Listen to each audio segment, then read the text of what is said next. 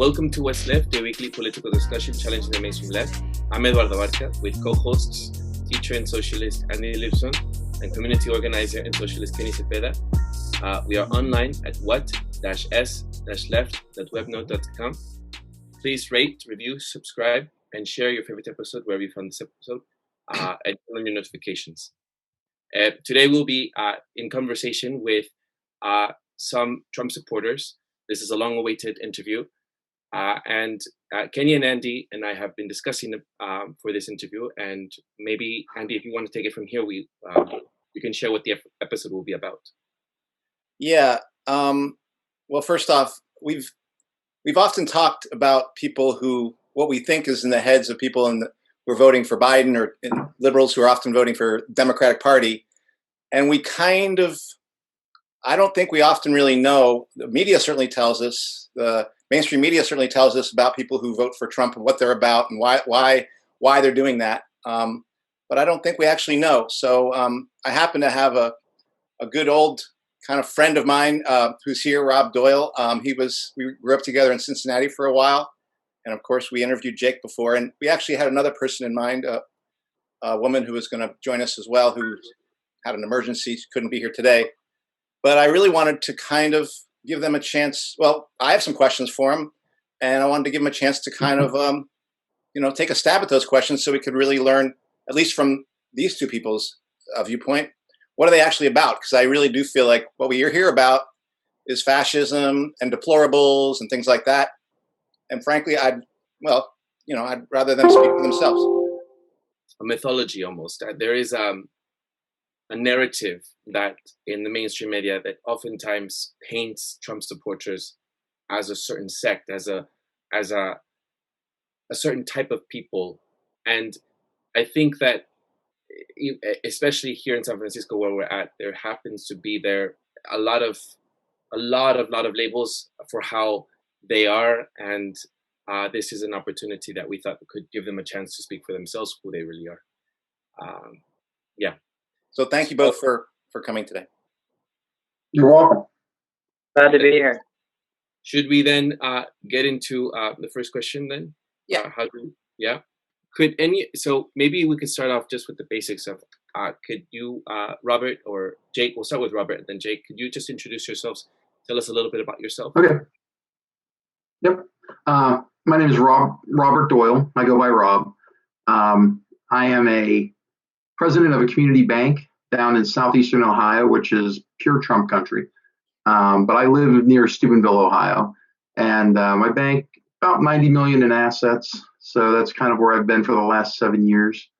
Prior to that, I went to WVU, got a master's degree from Waynesburg College in business. So, I don't necessarily consider myself the atypical Trump supporter. It's more like I hesitate the word Trump supporter. I would think it more like Trump voter. Because there are things that, he handles and the way he handles it that I kind of shy away from, or I don't necessarily sync up 100%.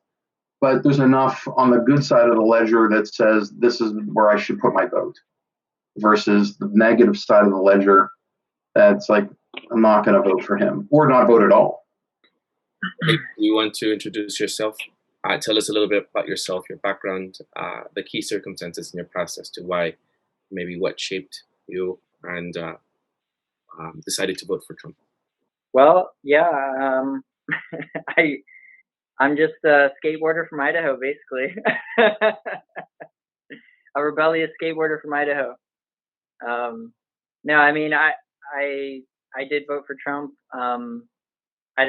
Same thing. I don't know if I support everything that Trump has done, obviously, but, I did vote for him. And,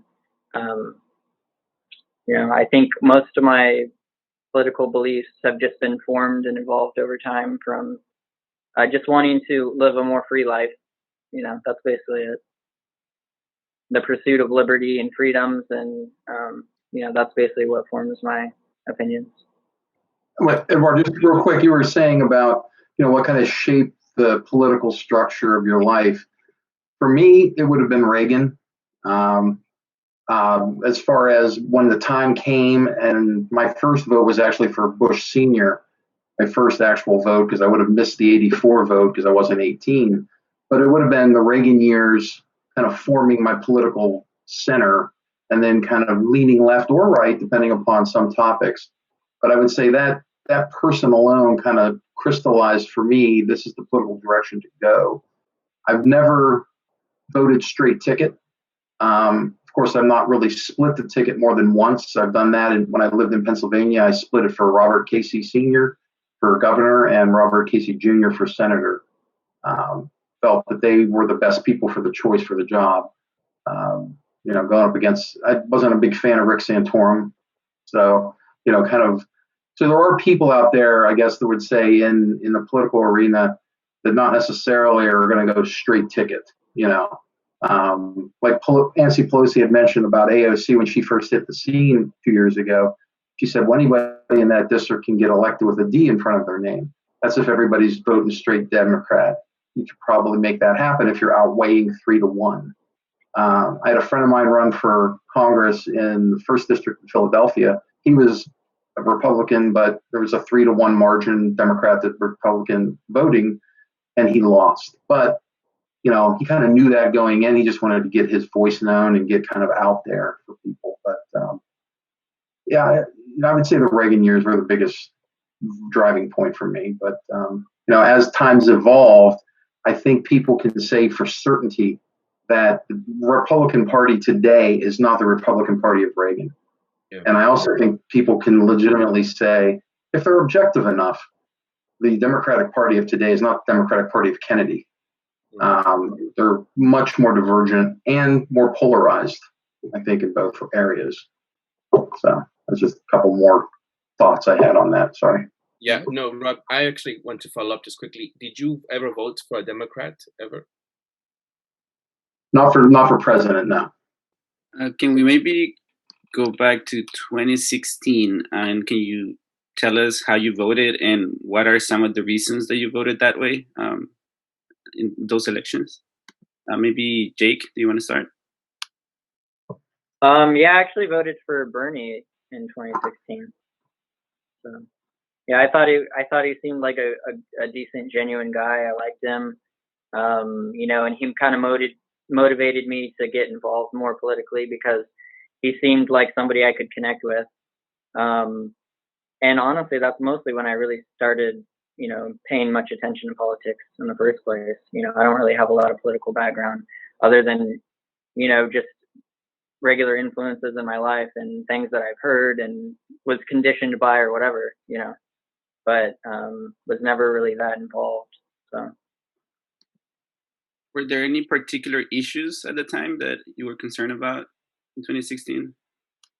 Yeah, I mean, most of the major issues, I guess, that Bernie talked about, but and the same issues that people are talking about now. But I guess now the difference is, I understand that there's a different way to achieve certain things that we might want as a society and as a country, and there's not just one way to achieve those things. And so now, obviously, like I wouldn't agree with, Bernie's policies now, but that doesn't mean that I don't think that those same things aren't important, whether that be making healthcare more affordable and accessible, or lowering the cost of living for people and, things like this, that, getting better jobs with better wages.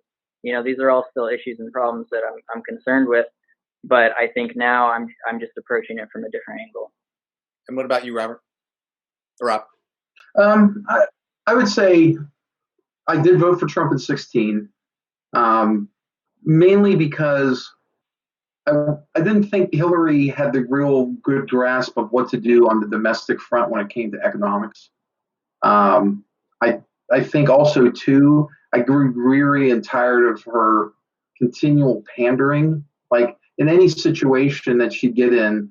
Because we know, at least it's perceived, I would say is a better way to say than we know, that the Democratic Party works in, I would say, how do I put this? The Democratic Party seems to focus on groups and how well that group may or may not go to the polls, identity politics, so to speak. And I think every time I saw her in a group of people, whether it's with African Americans or LGBTQ or another group, whichever groups she's picking or going to go to try to sway them for her vote, she always seemed to come off disingenuous. And I never could really connect to that she was ever going to have anybody's best interest at heart other than her own. I will say this though about Hillary in her campaign. I feel pretty strongly that if she never said that sentence, I don't know who the campaign manager or her advisor that said to talk about them in deplorables manner. I think if she never would have said that statement, she probably would have won. They talk about Trump right now, with what he's going through, what Trump's going through now. I mean, he didn't win Pennsylvania, Michigan, and Wisconsin by 100,000 votes per state. He won it by 100,000 votes total, or maybe 80,000. And so with Biden winning some other states by thin margins, that's just the way it goes. It's politics. Things swing. But for me, for 16, I felt that President Trump, or Trump at the time, I felt that he at least had a vision for what he considered to be the most important part of being the president, which is to create a situation in which the economy can thrive, people can move up in socioeconomic classes. And I think he was visual on that. Now, how he delivers his message, that's a different ballgame. And so would you say then what you felt was Trump's position or ability to get the economy going, was that the biggest issue for you in 2016 that might have made you vote for him? That was the biggest issue. I felt that he could release some of the regulatory shackles as well as some of the tax burdens and kind of reinvigorate industry. And it worked up until COVID. If you really look at the economic model and the numbers, lowest unemployments among any minority group throughout history were during those first three years. And then COVID hits like a tornado, like a hurricane, and everything comes off the rails. Rightly so to a point. You shut down the economy, then it takes time to bounce it back up. But up until like December, I'm not saying there weren't some storms on the horizon that maybe we'd have a dip in the business cycle again. Maybe not a full recession, but maybe a skipping stone. But when you look at the numbers of wage growth, personal wealth growth, not just at the highest end of the numbers, but in the middle of the numbers. And then you look at the unemployment numbers going down, and then other industries coming back to a degree. Not all of them were coming back as far and as fast. Coal or manufacturing, he thought it was going to come back in leaps and bounds. It was not as big a leap or a bound, but at least it came back. President Obama kind of wrote off manufacturing as a whole, as he spoke leaving office, and then as Trump was campaigning, he's going to wave a wand and make it happen. Well, if you take a few shackles away or take some constraints away, the economy can flourish. I'm not a trickle-down economist. I do not believe that, you make things happen up here and it rains down for everybody. People get lost in the shuffle. So I think that the Republican Party has some real soul-searching to do before 24 to figure out what it wants to be for the future, and I'll be frank, not let one person become the party. Yeah, I'm curious, Rob, if some of the, like we were discussing in the very beginning of this episode, that there is a certain narrative about Trump supporters, and you said that you're moved more so by the economy. Were you ever swayed by Trump asking Mexico to pay for the wall, or? I never believed that bullshit. I'll be frank. I never believed that was ever going to happen. I don't care. I'm not that concerned about the wall. I frankly don't. And I'm not saying we need an open border. I mean, if any one of us on this call tried to become a citizen of Germany or France or England, for that matter, it'd be difficult. Their immigration policies are not come and be here. They don't mind you having a visa to work, but they don't want you to necessarily be a citizen of their country. I mean, they don't make it easy. We don't vet enough.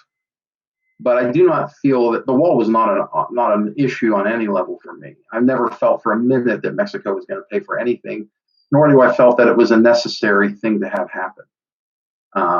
I just feel that you can create some hurdles. I'm not saying hard hurdles, but hurdles enough where you're getting the best people.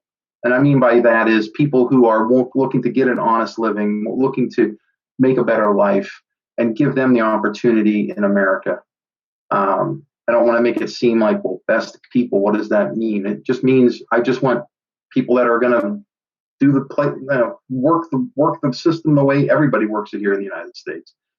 You have the opportunity, you hope, you get an education, you hope, and you put your nose to the grindstone. And I would want anybody to come to this country to try to do that. I don't feel that we necessarily need a wall to do it. I don't want to keep people out, but I don't necessarily want to just let the floodgates in. There has to be a medium. Yeah. So I guess was he your first choice? Trump? He was not my first choice. Okay. No. Marco Rubio would have been my first choice. I think he got a little lost in the shuffle. When he put that whole group up there, I'll go this way. I'll say it this way. I think Trump liked getting the publicity at first, and it just became a populist movement for him. I don't know necessarily that he went into it full throttle to become the president. I think he went into it like, I'm going to be here. I'm going to make this wave. I'm going to hopefully move the party in a different direction, maybe on a platform basis. But I don't think in a million years he thought that he would catch a wave and people would just forego the, quote, status quo candidates. But Marco Rubio was my first choice. So, Jake, do you want to respond to any of that? Or otherwise, I'm just going to go to the next question. Yeah, you can go ahead to the next question. That's fine. So I'm curious, either from Jake, obviously looking at evaluating the 2016 or that Trump presidency, what for you were you most influenced by that obviously then made you change to a Trump voter over that time? And then were there any things that you saw from the Trump presidency that you really disapproved of? And same question for you, Rob, like, how would you evaluate, since you voted for Trump, how would you evaluate that presidency in the last 4 years? What did you think went best? And then were there things what things would you be most critical of in terms of the Trump presidency? Well, honestly, probably the major and initial reason why I started liking Trump more was because people hated him so much. That was really why. People just like every time on the news 24/7, they're constantly talking about him. I mean, it was just nonstop. And so, enough people tell you that you shouldn't like somebody or you shouldn't support somebody, and you start to wonder why, And so, yeah, honestly, it was just all the hate and the nonstop just media hate for Trump, and from people. And yeah, there was a lot of things that I think, he actually did really well on, he was, he didn't get us involved in any new wars. He agreed with Bernie Sanders that these trade agreements were horrible for America, and got rid of them. I think he may have abolished one and then reformed another or something to that effect. So he was trying to pull our troops home from the Middle East. So yeah, there's several things I think he actually, did pretty well on. And so, I like Trump. And I think that, even though he's not very presidential and he says things that are way off cuff and he's very crass and insensitive, in an odd way, I think that it actually works out where it's exactly what we need right now, because I don't like the cancel culture and the PC culture that we live in today, where people are constantly trying to silence everybody. Anybody who has a dissenting opinion, they just want to shut you up, and they don't respect your opinions, and you're not allowed to talk. And so I think in a way, the way that Trump's manner that is off-putting to a lot of people, I think it is actually kind of good for us, so. And is there anything that you would be like, what, I didn't really like this about Trump's presidency? Was there a particular issue that you said, nah, he and I are different on that?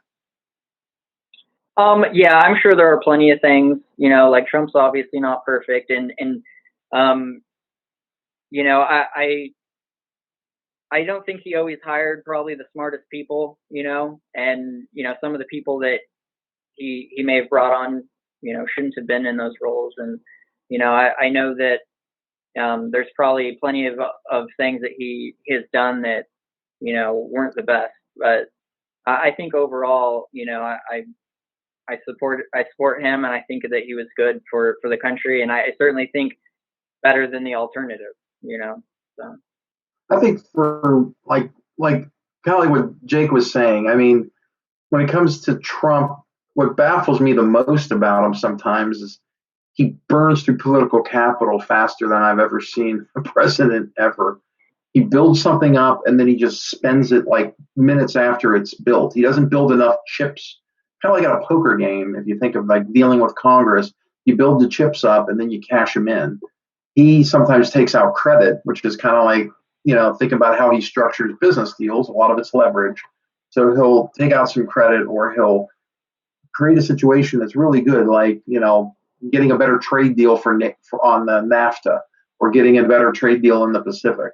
And then within minutes of that, he squanders it by saying something, gruff or impolite or whatever. But I think that was the one thing that just his inability sometimes to handle the optics of a situation.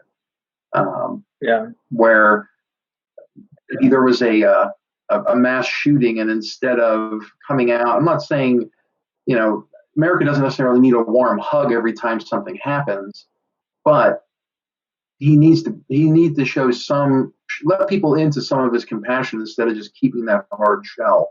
And I think had he done that, especially in the last months leading into the election this year, he could have had a better puncher's chance of winning that election. But instead of, he doubled down on aggression and doubled down on confrontation. And I think that's where people get really behind Trump, is that, there's all these people working for, in their perception, other people, and no one's working for me. And Trump's out there, at least he's throwing punches and he's doing something. So I'm going to get behind him. It is kind of amazing how he's almost usurped from the Democratic Party the middle class working person. Whereas, that was solid ground there. Now that seems to be waning for a bit for the Democratic Party. And I think that he's done a masterful job in that sense. But as far as sometimes how he handles a situation, name one, doesn't matter which, he just doesn't fully grasp the optics. And like Jake said earlier, the people that he had around him in the beginning were not the right people.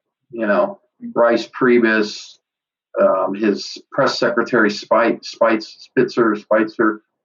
These people were not there to be his friend. And I think it's also a misnomer for him to involve his entire family in the inner circle advisory of the president. Yeah. It keeps him in a bubble as if, well, you're right, Dad, that's great. And everybody just pumps him up. And instead of saying, pump the brakes, I don't even know if he listens to cabinet members. He's not very, he takes his own counsel, which a person of that level, whether they're the president or a leader in business or a leader in anything, they've got to take counsel from many sources and make not a consensus decision, but a better decision. And instead of, well, I consulted myself in the mirror and here's my decision. And then everybody's got to scramble and work that decision. So I think he could have done better for himself by distancing himself and not involving his family and really vetting people. That's what the Senate's there to do with his cabinet. And what he did was he went around the back door and said, well, I'm going to call you acting secretary, instead of letting somebody vet somebody down. Like, are they qualified to be that cabinet member? I think he could have done more on that end. And I think if he structured his inner circle better and was more able to take criticism, I think he would have been a much more, I think in the long run, history will treat him well for the things that Jake said about the Middle East, the brokered peace agreements he's had. He's not gotten into a new foreign war. Pulled us back from those brinks. He's handled NATO. He's handled trade agreements left and right. Put the Chinese on the defensive, which, if you look at how President Biden and how he conducted himself through the Obama presidency with China, it's like, we're just going to get sold to a degree. Lowering taxes is a good thing. But I think the Republican Party, like I said earlier, has to create a new vision and voice for itself. If it keeps talking about tax cuts or regulation cuts, and that's their own theme, that theme has been hammered down since Reagan. You got to get something new. The world has moved on beyond that. And I think if they don't get on board with some new message, and if Texas ever goes blue, it's over. Texas goes blue, we'll never have another president for a generation. It just won't happen. Rob, it's very interesting. You said that you're a Republican of the Reagan era, or that kind of politics of the Republican era, no? Mm-hmm. Lindsey Graham, in the very beginning, came out very much against Trump, saying things about Trump, that he was a racist, and that he was a fool, and that he was coming out and saying all these outlandish things, as well as Ted Cruz at one point was after Trump. And Amash, now an independent, left the Republican Party. And just this week, Michigan Congress member Paul Mitchell said Monday he's leaving the Republican Party after becoming disgusted with President Trump's attempts to overturn the result of the 2020 election. He spoke with CNN. There is a faction of the Republican Party that does feel as if this is what the Trump politics have turned the Republican Party into. What do you all make of that? I'm curious. Jake, you want to go first? Well, I mean, I just think those people are ridiculous. I don't think Trump's trying to overturn everything. He's in his legal right to do what they're doing, and they're going to, do the official, votes on January 6th, and he has every right to, try to pursue, these things in the court. That's just in the Constitution. So, if these people want to come out and act like they're going to leave the Republican Party because of that, then that's fine. They should leave. I don't really think it's a majority view. I think it's probably a small amount of people. And I think there's also been plenty of people on the left that have left the party over the way they saw things being handled against Trump, whether we're talking about the impeachment or whatever else, and the hypocrisy within the Democratic Party. So, I think it goes both ways. What do you think, Rob? What would you say about some of that? Well, I would say that people leaving, or they're going to go out and announce that they're leaving the Republican Party, they probably weren't totally in the camp to begin with. People like to call them rhinos, Republican in name only. I would say those people are probably, in bluer or purpler states and districts that they, maybe they're trying to virtue signal to say, look what I'm going to do. I'm going to distance myself from President Trump. I don't feel that, people need to leave the party. I think they can reform the party from within. Trump, like Jake said, he is fully in his rights to do what he's doing if he feels that there was malfeasance. I think the error, what he's done in this whole process since the election, is focus on voter irregularity. The difference is every election has a degree of it. And yeah, you're exposing these degrees of irregularity.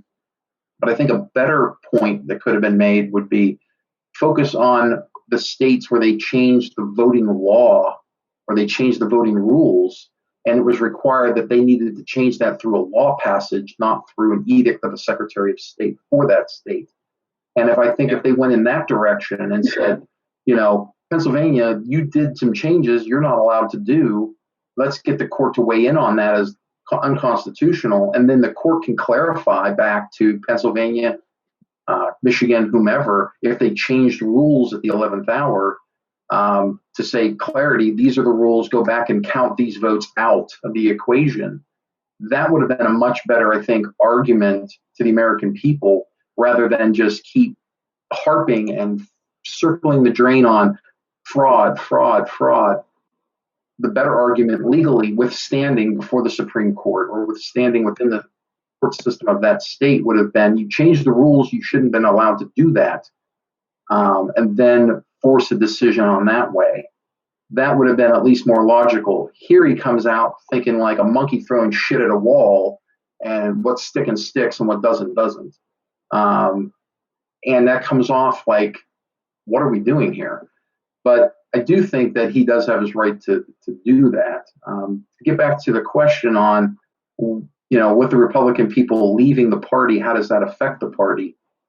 They might not have been Republicans to start, or not hardline Republicans. Like with Lindsey Graham, or Ted Cruz was running for president, so he had every right to play the political game and slam Trump as much as he needed to. That's how the game's played. I don't think Lindsey was out there doing it, but Lindsey wanted to at the time. I think most of those rhetoric that he had against Trump was during the campaign, and he felt, a lot of Republicans did, he was usurping the nomination away from the status quo. I think that's another good thing that he's done is, everybody hates him, not just the Democrats. I mean, the Republican, the hardline, the Mitt Romneys of the world despise him, and so do the Democrat.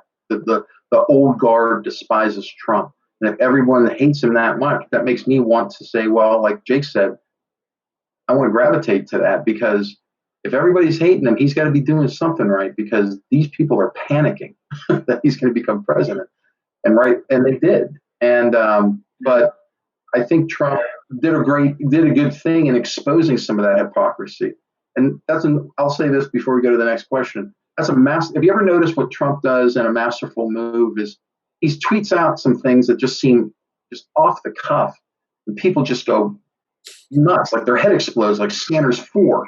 And it's because he's doing it to trigger, to show and reveal these people and pull their masks off and say, look at this idiot. I wasn't serious about that, and you went off because I said whatever. I find that a genius thing, to be able to reveal, just like a Nancy Pelosi or a Chuck Schumer, as they're just hypocritical, and the lockdowns are another example of that. You see Gavin Newsom out in California, as you all are out there.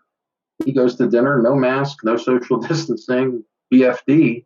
But meanwhile, he's shutting down your whole state left and right, and people are losing their livelihoods, which is just as important as a life, in my opinion. Yeah, I suppose there is some decency, though, that McCain was speaking about as well, though.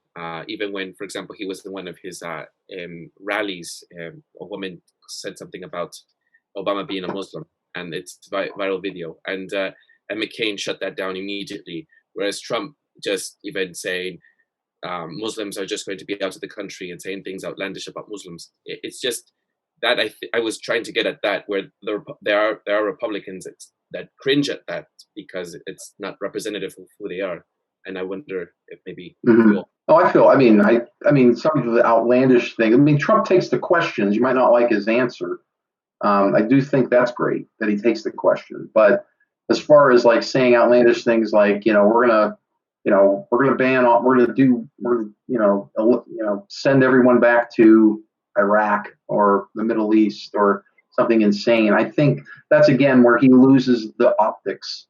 And a woman is giving him a question from her heart, and she's trying to get an answer and understand. And all she gets is hyperbole in her face. Again, losing that optics vision. I think if he and his handlers would work that better, rather than just keep playing to the base. And I think that's another thing that Trump misses is when he plays to that base and he's doing that brash and he's doing all that confrontation and he's throwing things out at people, he fails to realize, again, lack of optics, that's already baked in the cake. Those people are not going to vote for the other side. But he needs to, I think the Democrats and the Republicans both realize one thing: you have to bring some voters from the other side to your side, because there's not enough people on one side or the other necessarily to totally win the election by itself. You need to pull people in one direction, and I think towards you. And I think Biden did that this time around. I think he pulled enough people in the right way in the right states, because he flipped some states that haven't been blue in a long time. Georgia, Arizona. I mean, aside from the Michigan, Pennsylvania, and the Wisconsin, he's pulling other states that, Trump won last time. So I got to hand it to him on that end. He had enough people move in his direction. And you have to do that. To win it, you have to really do that. Yeah, and you were saying earlier that Trump should have really toned it down, towards the end here, and he absolutely should have, and he failed to do that, and he failed to attract any of those people from the other side, that would have helped him turn this around, I think. He galvanized, just like the deplorables galvanized us as Trump voters. You were a Bernie voter. That word galvanized a lot more people than she realized. And, I think too, from Bernie's point of view, it changed the Democratic Party. They got rid of or really reduced the superdelegates. I mean, if those superdelegates weren't there, Bernie was the nominee in 2016. No doubt in my mind. I mean, she lost outright in many states. She lost, but the superdelegates go, okay, well, we don't really care. And the irony of it all, when it comes to the superdelegate, is in '72 when they lost in a landslide to Nixon, they created it at that moment so they don't put up a quote far left person into the presidency as their nominee and get blown out again. And so when they get somebody who Bernie is, let's face it, a little further to the left than most in the Democratic Party, he had that power, but those superdelegates were there to keep him away. I think he would have definitely won it in 2016. Yeah. So I have a question about, the hyperboles. Is there any concern? There's claims, by people on the left saying that, these sort of rhetoric might empower, more radical, like right wingers. Like, what are some of your thoughts on these, arguments that, a lot of liberal mainstream left makes?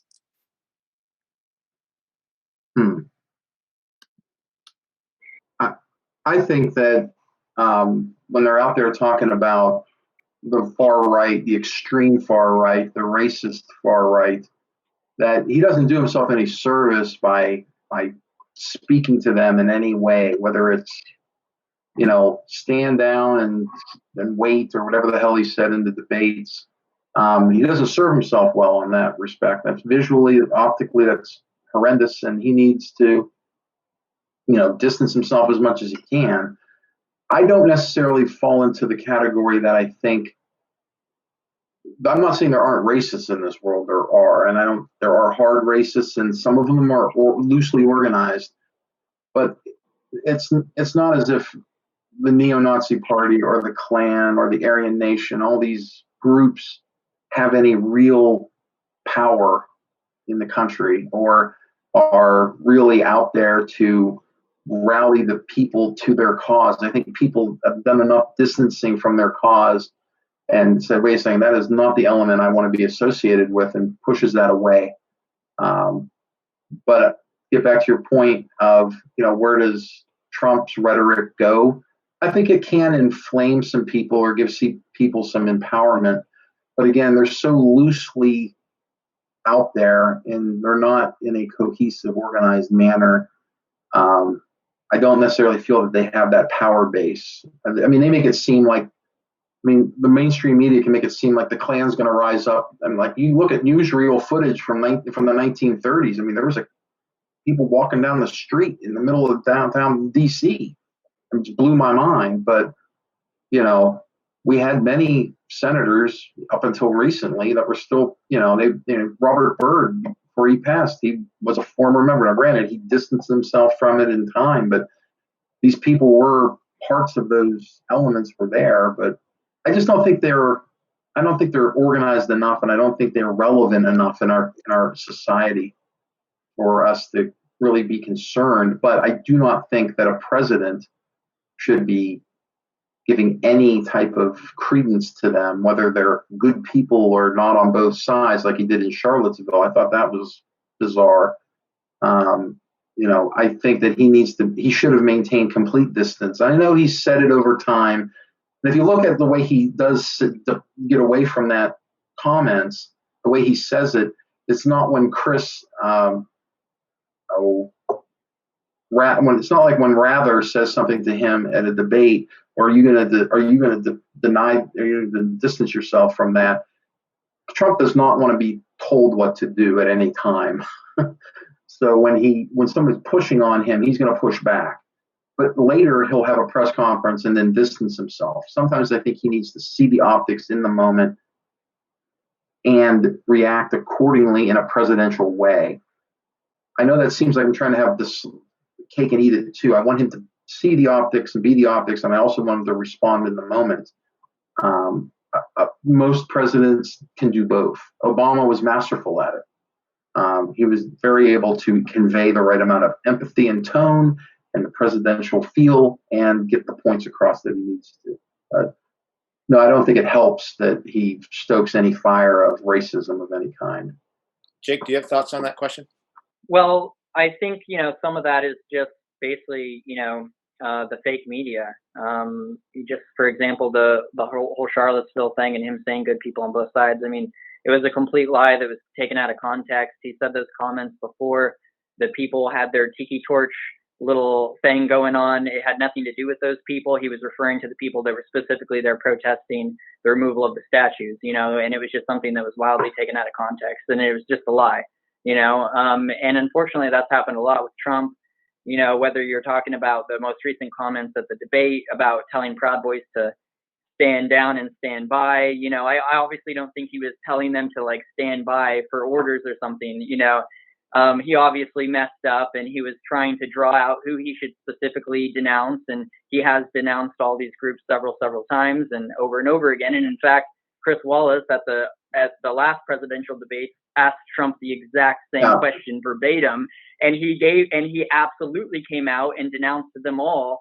There was no question about it. He was very firm in the way he said it.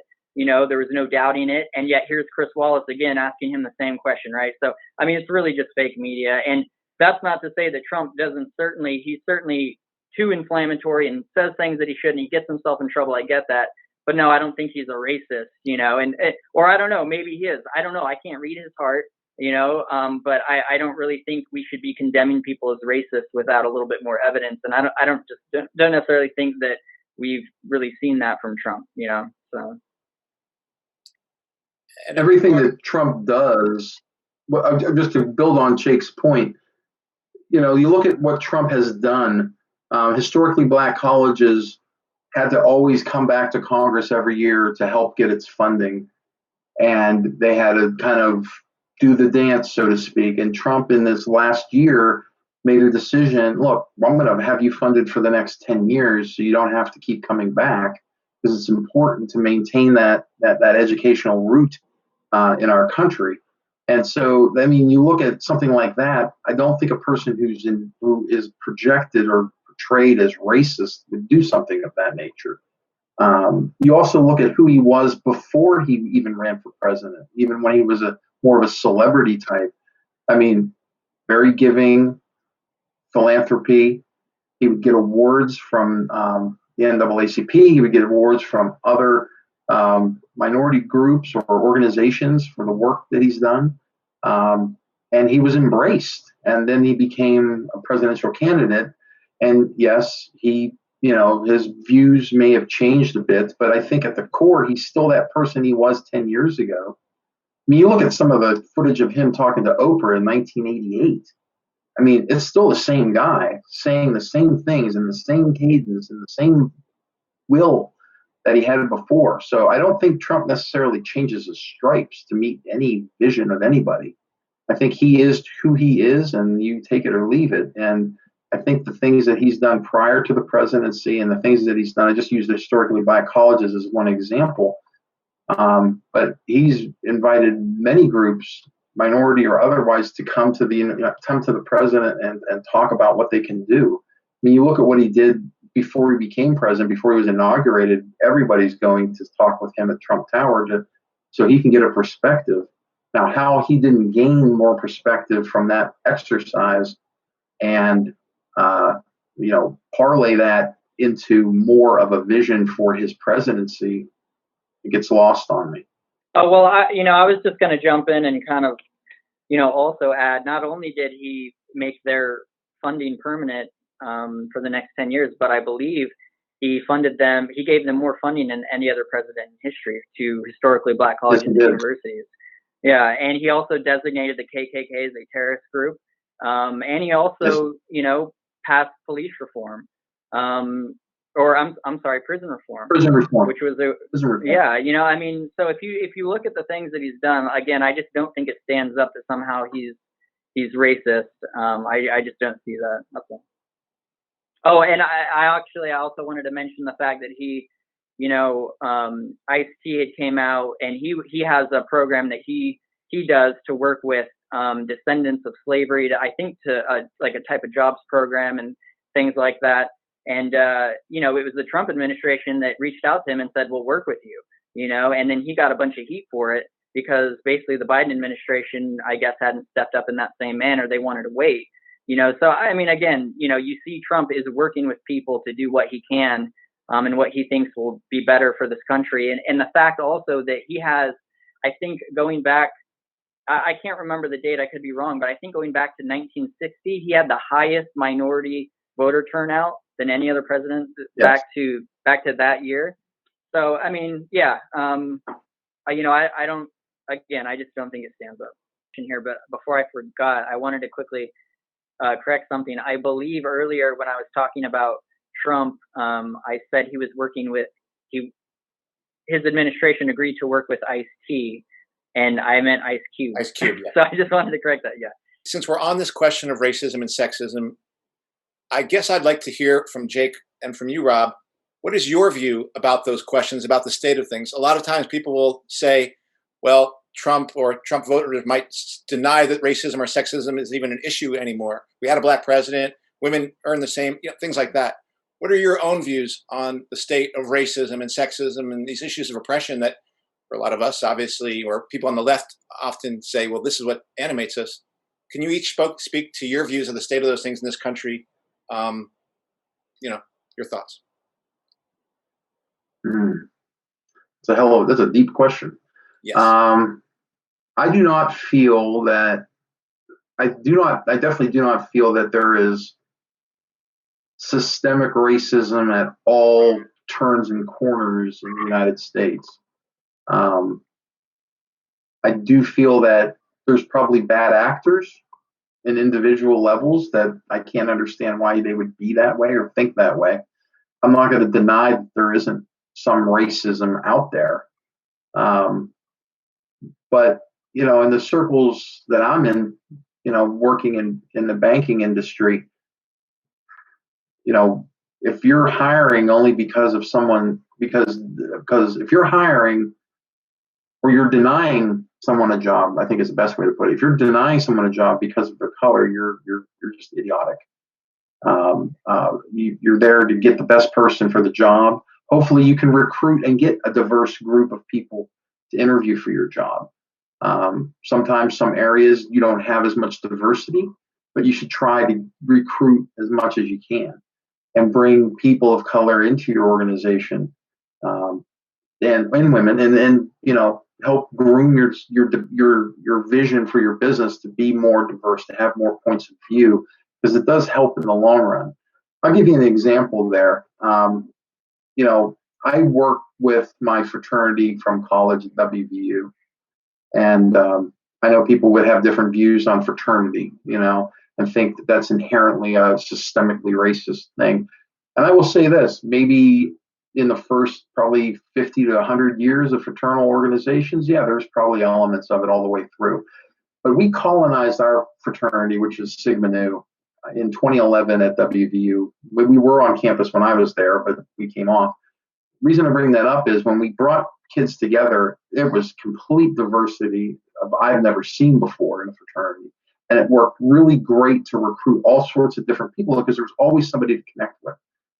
And as the fraternity continued, it became more looking like robotic fraternity, the same type of bro masculinity you'd expect to see. And I called them out on it. I said, look at this composite and look at what you have today. You're not diverse enough. You don't have the diversity you need to have to succeed or in the long run. And then they started to bring it back, but it took a prompting, which was bizarre to me. But no, I don't necessarily feel that there's systemic, I don't think the courts are lined up against any one individual group. I think if you commit a crime, now we can talk about the socioeconomic levels of why crime's committed, and it creates a situation in which minority people are disproportionately involved in crime to a degree, and ipso facto, more involved in the criminal justice system. That's a whole different discussion. But is it racism that puts that person there to commit the crime? Don't feel that way. Do I feel police officers are inherently racist? No. My sister's a police officer. She's a canine officer. She's a sergeant. It's not a racist thing that ever came out of her mouth, let alone handling people. It's just, we're going to work on respect. And how much respect you give me depends on how much respect I give you. And if you're going to involve force in that situation, then force will come your way. And I don't think cops are quick to grab a gun and point it at somebody. Now, you look at a George Floyd situation and you say, well, what about that? That there's racism there. That was a debacle. I do not understand that on any level. I don't know why the other cops didn't pull that person off of him. They should have. Their training should have clicked in. Humanity should have clicked in, and they should have pulled him off forcibly. Whether you use a taser or you tackle this person, but you get him off the guy. There's a point of subduction. There's a point where you're subduing a person sufficiently enough to keep yourself safe. And I think whatever they were doing, crossing a line, and other issues. I mean, we had it in Pittsburgh. We had Johnny Gamage. He was another African-American gentleman driving through a predominantly white neighborhood late at night. Traffic stop. Within 31 seconds, he was dead because of a knee to the back. So I feel that, there are bad actors, and I don't want to discount that. And I know some people would say, well, if you add all those up in their totality, that proves systemic racism. No, that proves there are people ill-trained and ill-equipped to handle that job. And maybe they personally may have had racist thoughts in their head, but I don't think they, with malice, went out and did those acts for that reason. I think those acts came upon them, and the circumstance has created that particular issue to look racist. I just think it was bad policing. But do I think there could be more to help the police get trained better, to handle things better? Yes. Do I think that they can reallocate funds to help the police so the police are called in the most difficult of situations, less so than all the time in every situation? I don't think calling a social worker is going to help somebody. This person's carrying a knife and walking down the street like a wild person. Let's call a social worker and see if they can talk them out of it. You got a situation there. You got to stop it in its tracks and then bring the social services to help that person after the fact. As far as sexism, again, it gets back to, it baffles me that somebody would be misogynistic or sexist to the point of the things that we talk about in the Me Too movement. I mean, anyone in this room would say, who the hell does that?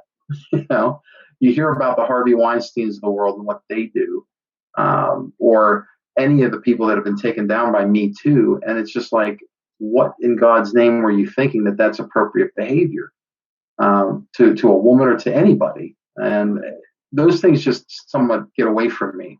And, to hear somebody say, well, there's sexism all around and women are oppressed, maybe in a dictatorship in the Middle East where they have not many rights at all, yes. But in the United States in 2020, I don't feel that way.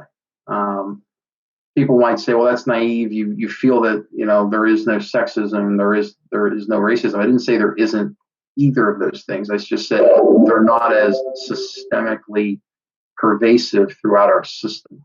And I think we just got to root that out at any point and expose them and move them onto the trash heap and get the people in those positions that can do the job better. I think people give people too much rope in certain positions. Police as one of them.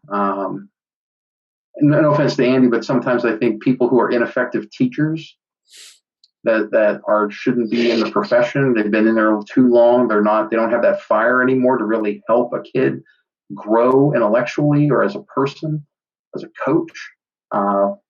they should be moved on to. But those are just two elements where you have so much contact with the general public and influence the general public in a big way.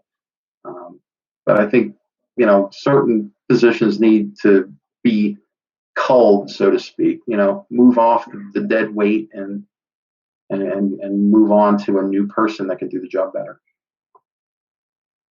And Jake, what are your thoughts? If you go back in history, you will always find certain groups that are, have been persecuted or oppressed. And obviously, especially descendants of slavery, that's left a horrible legacy behind. It has made it extremely difficult, uniquely difficult for certain people in this country. I think that the way to solve that is that we just need to be empowering people, all people, and not victimizing them. I think that we need to really expand resources and access to resources and to opportunities to all people, because that is good for our country and it's beneficial to us, right? To have that diversity of thought, in business and in innovation and technology. So I think it's in our best interest to continue to be open as a country and as a culture to all types of people. And I think that America has done an exceptional job at that. I think looking at where we've come from and looking at the state of the world and where the world's come from, and for the short period of time that modern governments have really been operating on this, in the span of evolutionary time, it's just a fraction of a second that we've been here, and we've come so far, right? And we've expanded rights, especially here in this country. We've expanded rights and freedoms to more minorities, and when I say that, I'm just not talking about color, but any type of minority group or, to individuals, basically, right? We've given more freedoms and opportunities to individuals than any other place, I think. So I think that's what we have to do, is to continue to try to empower people and work together. So I think access to education, access to capital, access to credit. I mean, these three things seem so simple, but some, people in different socioeconomic classes don't have the right access to those things that are going to help move them out of poverty or out of a cycle of lack of success or lack of vision for them and for the future. They just don't. People are not given the tools that they need to succeed in any society, let alone America. And like I was saying earlier about, why crime is committed, that's a different conversation than racism. And I do think that we need to make the situation where, like Jake was saying, we need to provide that access for people to become the best person that they can possibly become.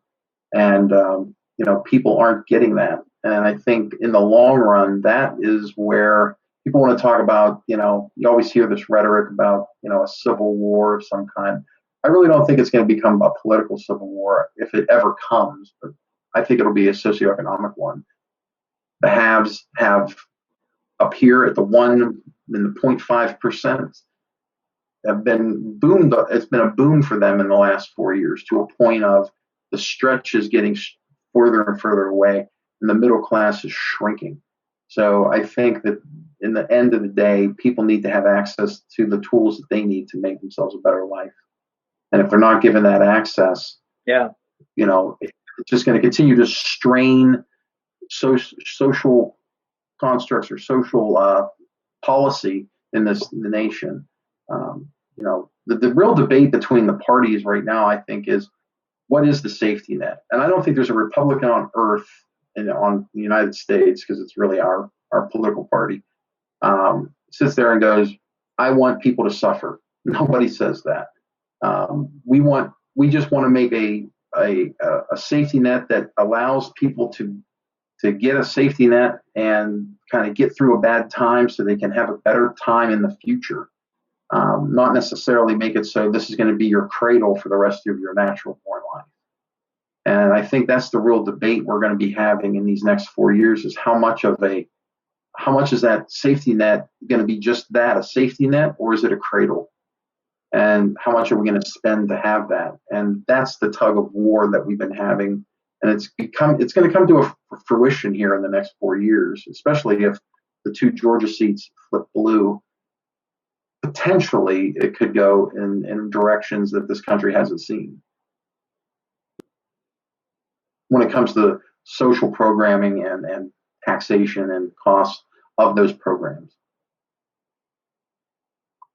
I'm not saying people shouldn't have them. It's just how much are we going to spend on it? I mean, if you think about it as money, we've been throwing money at the war on poverty since middle of the 60s with Johnson. We still haven't gotten any more people out of poverty than we did before we had that programs.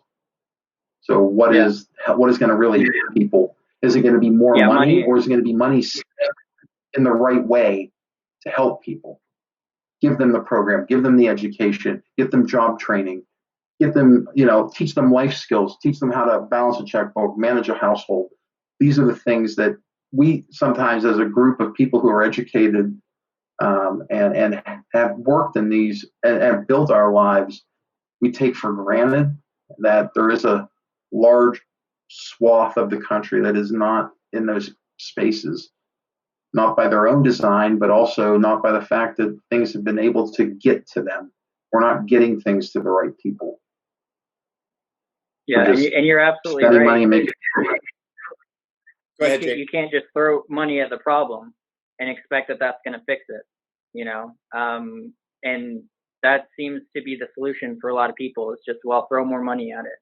Most people who win the lottery go bankrupt after 5 years, right? And that's just one example of how money is not going to fix the issue, and incentives do matter. And so I think a lot of times, the solution might just be what the government shouldn't be doing that may allow an environment in which these things can get better, instead of putting certain incentives in place that in the long term actually just make things worse because it's more of a Band-Aid, and I think that's where we typically go wrong.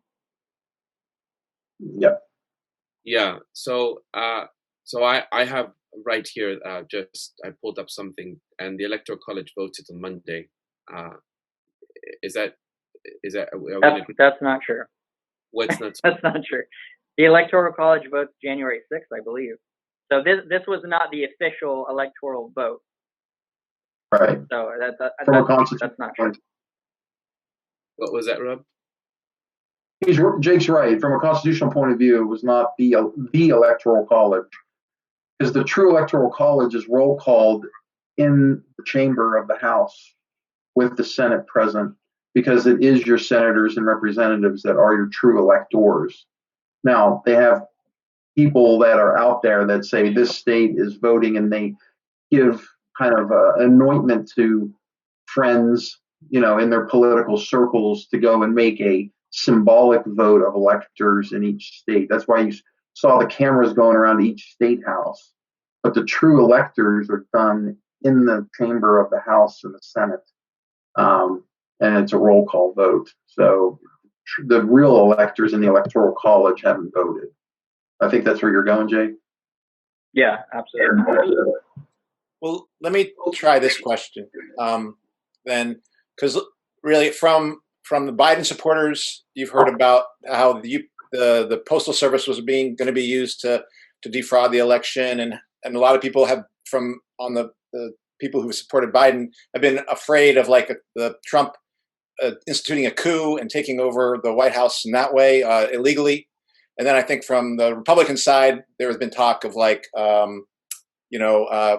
Dominion, the voting machines being flipped, and then all sorts of irregularities of people being held out of being able to be observers at certain places. So there's been talk on both sides. I'm really wondering if you could both speak to what your sense of this year's election. What do you think it says about, what would you make of this year's election? Not like what it says about your democracy, but how do you look at this year's election and make any sense of it? And if I may add to that, to your question, Andy, what do you both make of that Trump lost the popular vote twice? Because the popular vote was the people it's the people's voice more than the Electoral College. Jay, you want to go first, or?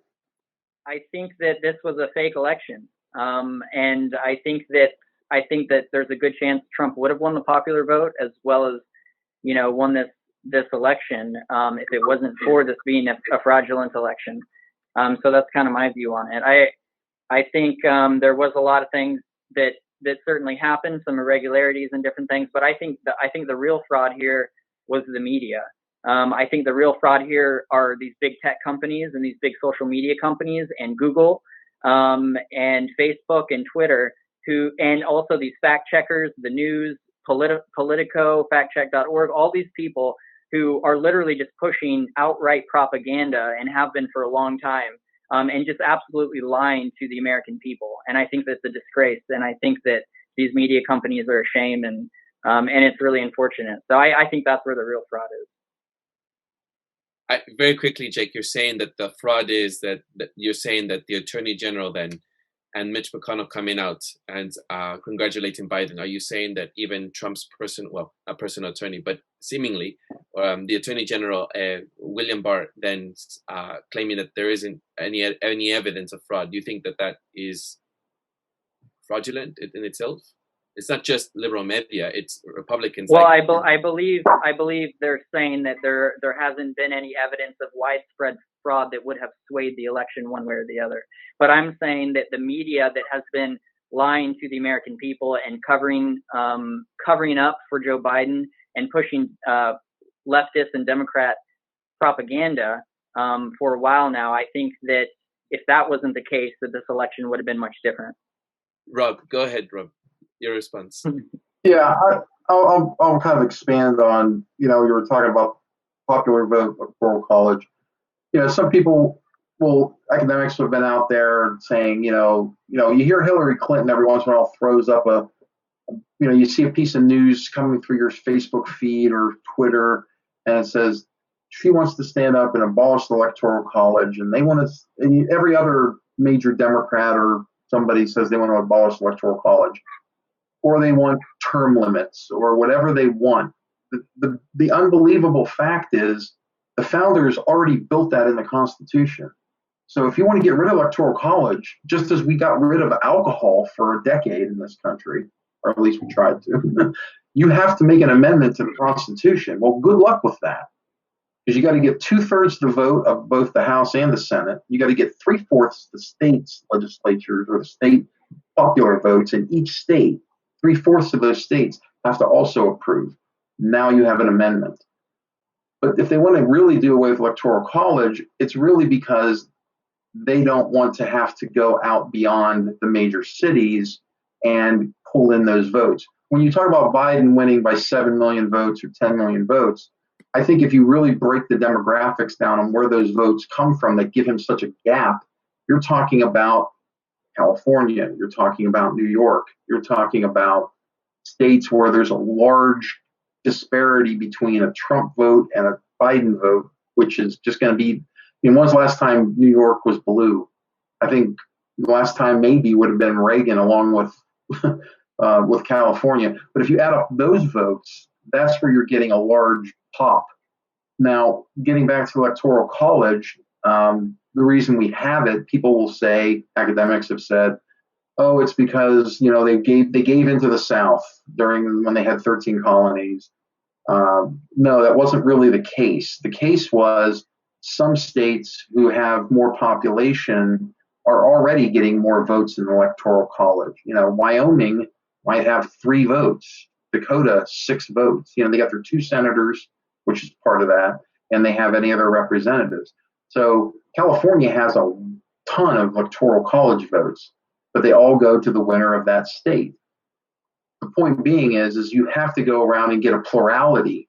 The whole point of the electoral college is to get a plurality of the country to want you in the office. What has happened and what you've seen is some states never go red, some states never go blue, and you boil it out to maybe 8 states. Now, new states have come on in 2020, Arizona and Georgia, to now be kind of purpley or will go blue. How long they stay blue is up in the air. So you've, instead of having Pennsylvania, Michigan, Wisconsin, North Carolina, and Florida being your primary states in play, you now have 2 or 3 others. So while the Electoral College is there to get a plurality, it boils out to 6 to 10 states that you really need to grab. But you have to be in those states, and you have to talk to those people, and you have to sway them your way.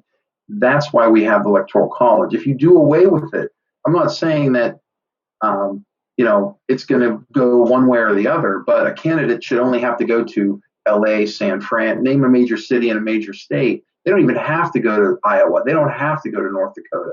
They don't have to go to any state that there's not enough people, because they have enough voters. Just like I said, that 7 million gap, a lot of that's coming from 2 major states. It's not coming from throughout the entire United States. You still see a lot of the red map county by county. But I think that, popular vote versus electoral vote, it happens so infrequently. And I know it's happened a couple times in the last 20 years. But then again, people have moved around the country in such a way that it throws that popular vote out of congruence with the Electoral College. Usually, popular and the Electoral College are going in the same direction. But to get back also to widespread voter fraud, no, they didn't find anything out there that's saying it's any more fraud than you'd have in any election. But like I said earlier in this conversation, if they would have focused on rules changes, some states have 9 days after the election, some have 3, some have the election day. They had to have the mail-in vote come in. But I think what's going to come from this, hopefully, is you get election reform, because you're going to have to restore confidence in an election. And it's not necessarily linked to what voter machine is used, it's about the rules of the election. You have a federal election, you have specific federal rules, and no state should be changing that rule. If they want to have the local city council and the mayors and the state representatives go and have a different set of rules, that's fine for that state. But you're talking a federal election. It should have its own federal rules.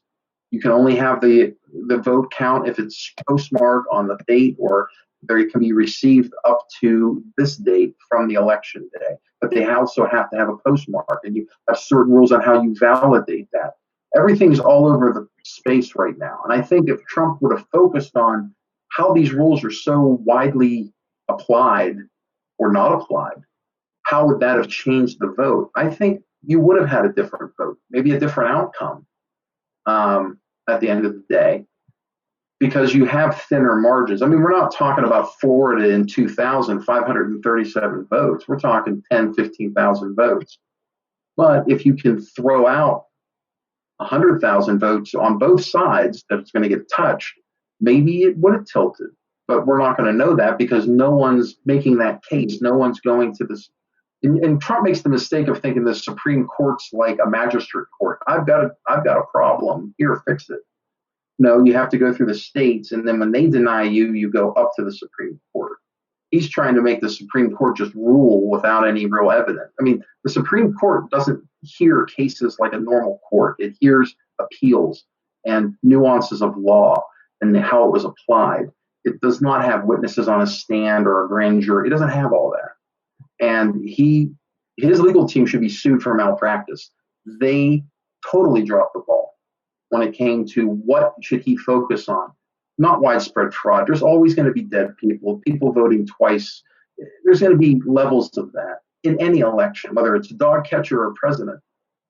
But you need to make sure that the same rules apply to the same election, whether that's presidential or whether that's state. I don't care if you have 2 ballots. You have one set of rules for one or the other. If we relied on states to enforce laws, think of it this way: why do we have U.S. attorneys in regions to enforce federal law?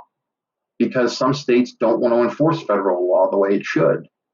A lot of what went down in the 50s and the 60s in the civil rights movement was directly related to states saying, I don't care about Brown versus Board of Education. I don't care about Plessy versus Ferguson. I don't care about these precedents that set laws in motion. I'm going to ignore that. And then, the federal government's got to say, well, you are going to have that enforced. And here come the National Guard, or here comes the U.S. Attorney. And, we have federal laws that need federal enforcement. Why we put those in the hands of a Secretary of State of whether it's West Virginia, California, Colorado, why we put them in their hands. And they're just people too. They're flawed. They can make mistakes, is beyond me. So I think you need to have federal election reforms so this never happens again, where we don't have anyone questioning the validity of an election or even can raise the scepter that there could be invalidity. I think the rhetoric and the way it's forming or has formed since the election day, when you're looking at it from the outside looking in, it hurts me to see the president do it, because it takes all of his accomplishments that Jake and I have talked about and it boils it down to the head of a pin. And everyone's only going to be focused on how did he react to losing power in this way. And it really pains me, I kind of liken it to Joe Paterno from Penn State. Think about I don't know if you're a Penn State fan, you ever watch Penn State football? Joe Paterno is an icon in the sport. He graduated kids at levels that no school at that level really graduates kids. And he made a big impact on people's life. But what is the only thing people think of when they think of Penn State and Joe Paterno? To a degree, it's all about Jerry Sandusky, and it boils his whole legacy down to nothing. And I don't want Trump to burn his legacy to the ground, clinging to something that right now, I don't know if there's a way that it can be reversed. Frankly, I'm at acceptance in my grief since the election. I'm at acceptance level. It is going to be Biden. But we survived Jimmy Carter. And if we can survive Jimmy Carter, we can survive most any president, I think. Well, I have two questions that are quite neutral, just to see what do any of you, Jake or Rob, do you have their friends that vote for Democrats, or maybe have cut you off because, or defriended you, or in any way because you voted for Trump? I know that happened a lot for lots of people. Well, for me personally, there has been a couple people, and I've definitely seen a lot of division, even amongst lots of friends and families, and witnessed it. People they really don't like Trump, and they assume a lot of things about you and make a lot of judgments about you, if you associate yourself with Trump. But, I really don't like that. I think that, we should be able to respect each other's different opinions and be able to talk about it. And I think it's sad to just shut somebody out or cut them off because you disagree with them politically. And especially when you haven't given them a chance to maybe even defend themselves. But as you know, Edward, certain people won't even allow a platform to you based on not even just being a Trump supporter, but if you associate yourself with any kind of conservative beliefs, or voted for a Republican, right, or so many things, or maybe you support guns, right? Like even just broken down into policies. Like people are just so divisive nowadays, and I think that's unfortunate. But yeah, I've certainly seen that, and I have lost a couple of friends and acquaintances because of it. But I've also met some people that think very differently than me, that have been accepting of in a positive way about somebody having different opinions than them. So that's good. Yeah, I haven't lost any friends over it. I have a lot more friends that vote for Biden than voted for Trump. They've always been that way. But we all kind of, my friend groups are mainly, we're in the center and we lean left or right. We're not way out there on the extremes. So I haven't lost any friends over it. At least I don't know of. At least, in real life, I guess is the way to put it. Real life versus Facebook life. I'm sure in Facebook, I've lost many people that used to follow or be my friend. But in real life, no. I mean, if there's anybody who is going to distance themselves, I'll try to talk with them about it. I've talked with a lot of people about where my views are on Trump, and a lot of what we've talked about here tonight. They've heard. So sometimes I get them nodding along. It's like, yeah, you're kind of right on that. And then other times it's like, well, if you got to open your eyes, you can't just rely on the sound bites. You got to research. Some of it is, I'm a Democrat. I've never voted differently. I'm a straight ticket guy or a woman, and you can't get through that. But in those cases, those people, we just don't talk politics just to avoid the conversation to a degree. And I never really get too heated with people about politics. I'm not going to, at the end of the day, when I sense a person, my one sister, Sharon, makes this mistake all the time. She thinks she can sway them away from their point of view. And it's like, they're already made their point of view. You just don't hear them. You don't want to, I look at it as don't waste your time or getting riled up to change something that's not changeable from my point of view. But yeah, I haven't really lost any true friends. Probably Facebook people, but that's okay. I'm all, everybody has 500 friends or whatever the heck they might have. And, if you walk down that list, you could say, I don't remember even knowing this person, but yet they're on my list. So basically, this question is about COVID. That largely the events of 2020 have been motivated by fears in response to COVID. And so what are your thoughts about the U.S. response to the virus? And I don't know who wants to start. COVID's fake. To say a little bit more than that. Just kidding. No, I mean, I think the handling of COVID's been pretty bad all around. I mean, I think the lockdowns and forcing businesses to close, I just think the way that it's affected people's lives. And, look, if your solution to the problem is worse than the actual problem, I think that's where we have a problem. So, it's like chemotherapy. Yeah, in a way. Yeah, I mean, it's. I think it has been pretty disastrous to, to the everyday people and workers and the middle class, and of course the people who it's not affecting at all are continuing to gain more power and more wealth throughout this. There's been a large transfer of wealth that has occurred because of it, and and it's also really unfortunate that the government should really be passing more stimulus.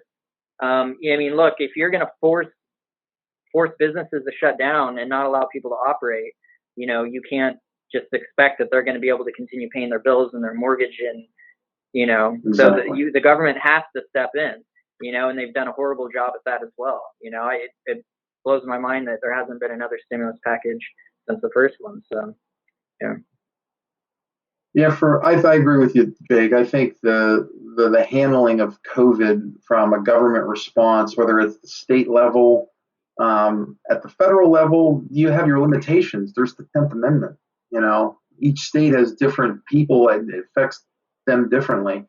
Some of the decisions that were made at the state level, like you look at Pennsylvania, you look at New York and California, and Michigan, I think, too, where they were going to take COVID patients and push them into the nursing homes, and that created more COVID deaths. When you start stripping down the data, I'll say this about statistics, anybody can create a statistic, but what is not disputable is when you take people who are infected with COVID and put them in a nursing home and incubate an entire nursing home, and you have, if you look at the deaths in New York and say, of those deaths, 50% of them are due to those people who lived in a nursing home and were shipped to one. It makes you think about, well, really how pervasive is COVID throughout our nation? I do feel COVID is definitely real. It definitely affects people differently. I wear a mask when I need to, out in public, in the job area. If I'm not alone with people, try to keep that mask on. Anything to try to slow the pace down. But to Jake's point earlier about, why are we shutting down businesses left and right? Why are we impacting people's livelihoods? All of that creates, as we hear it, deaths of despair, whether it's suicide or abuse of children or spouse, or, people just getting distraught and depressed. In 1918, when the pandemic hit, of Spanish flu, only the sick were quarantined, or the people that the sick were direct contact with were quarantined until they got through the looking glass as far as being infectious. This is the first pandemic in which everyone, the unsick, the healthy, were also quarantined. And to Jake's point too, if people aren't going to be able to work and they can't pay their bills, well, then we got to do something on the mortgage side. We got to do something on the rent side. We have to help people. The stimulus packages do help. I do have concerns about, when it comes to stimulus, it is really printing money. And I know that's the Fed doing that. And as a banker, I know exactly what's happening. I mean, they're out there, they're saying they're selling bonds, and the bond rates are in the toilet, but they're selling bonds, they're printing money to buy the bonds, money's going into the economy. And why doesn't inflation raise its head? The reason it doesn't is because that money's going in to plug a hole that wages used to hold. And what's happening is when that money's going into the economy, through that, it's getting multiplied by factor 6 or 7. And if you look at the Fed balance sheet, they're at like near $7 trillion. And our economy is only like 25 trillion on an annualized basis anyway. They are holding literally hostage almost a third of the economy in dollars standpoint on their balance sheet. Before 08, they were like $500 million, 500 billion maybe. They weren't anywhere close to $1 trillion. Now it's 7 trillion. And unless they can, I mean, do you think that anybody, you can't sit and think that they can roll back that and pull that money out of the economy. Imagine a vacuum cleaner sucking $7 trillion out of our economy right at this moment. If you think what's going on right now is bad for people, it will make the 1929 look like the good old days. But that's where I think when it comes to stimulus, yes, we need some. It needs to be much more targeted to help the small business people. It also has to be more targeted to helping individuals who are in true need, the unemployed, the long-term unemployed, the underemployed, to supplement that income. We fell into a trap in the first set of stimulus in the CARES Act where people were saying, hey, come back to work. I'm now open again. Well, wait, I'm on unemployment. I make $600 a week more than I did before. I don't want to come back. I think that's more telling of what are we paying people?